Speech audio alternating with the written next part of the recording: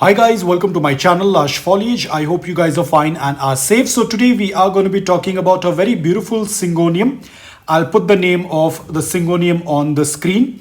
Now as you can see, this is a very different variety of Syngonium. Ideally our Syngoniums have very glossy shiny leaves, but this variety tends to have a little bit more of a velvety kind of leaves.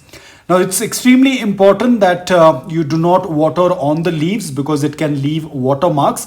Now unfortunately, because of the rains, a lot of the leaves, there were some water droplets which I was not able to clean, because once there are watermarks on the leaves of this Syngonium, it's very difficult to get rid of them.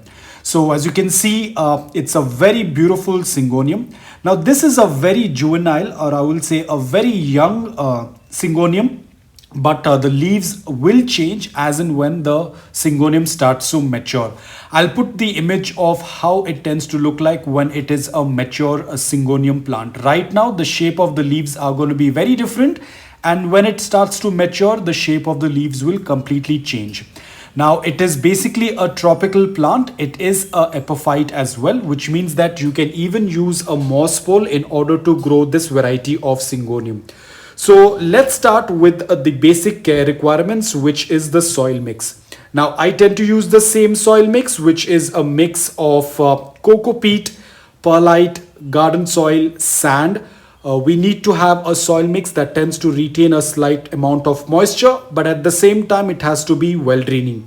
Syngoniums can grow in water as well. They can grow semi-submerged in water as well. But ensure that there is no soil attached onto the roots. You have to completely clean the roots and then add it into water. Another important thing, the water has to be changed probably every 5 to 6 days. Do not keep the water stagnant. Otherwise, that will again damage the plant. Now, talking about watering of this plant, as I said, it's a tropical plant. It likes slight moisture in the soil. So whenever you tend to see around 1 to 2 inches of the upper layer of soil is dry, go ahead and do a complete watering until the water starts passing through the drain hole. Now talking about fertilizers, even if you do not add a lot of fertilizers, the plant will still do quite well. But if you want to add any fertilizers, that has to be done during the spring, during the summer, or during the warmer months, because during winters the plant tends to get into dormancy and starts to rest. So at this point of time, do not add any fertilizers. The plant is resting.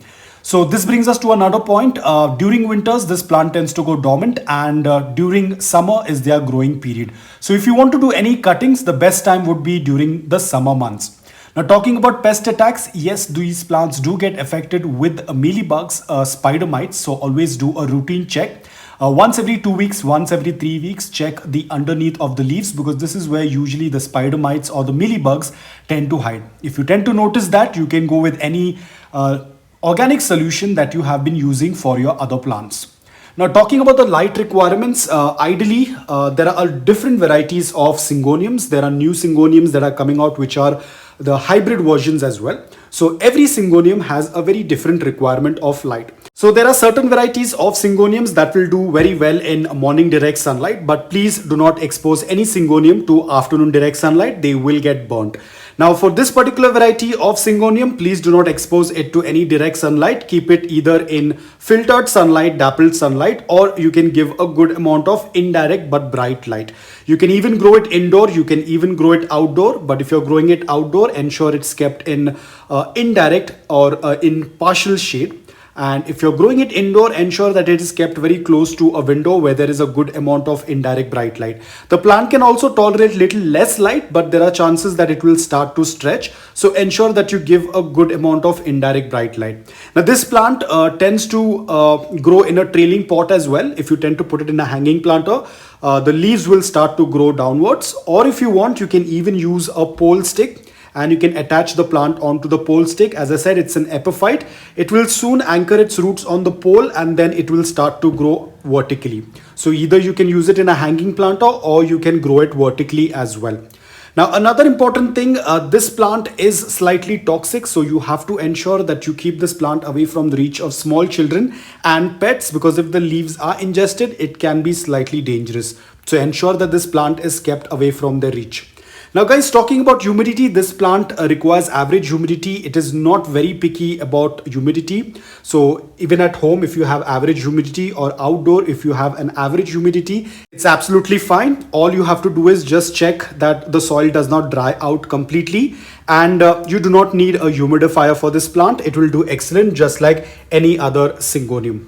Talking about propagation, it is very simple to propagate them. As I said, they are epiphytes. They will have nodes. So you can cut the plant just half or 1 centimeter below the node, and then you can put them in dry soil, or you can put them in a jar of leca in order for it to propagate in water. So either you can do a soil propagation or you can do a water propagation.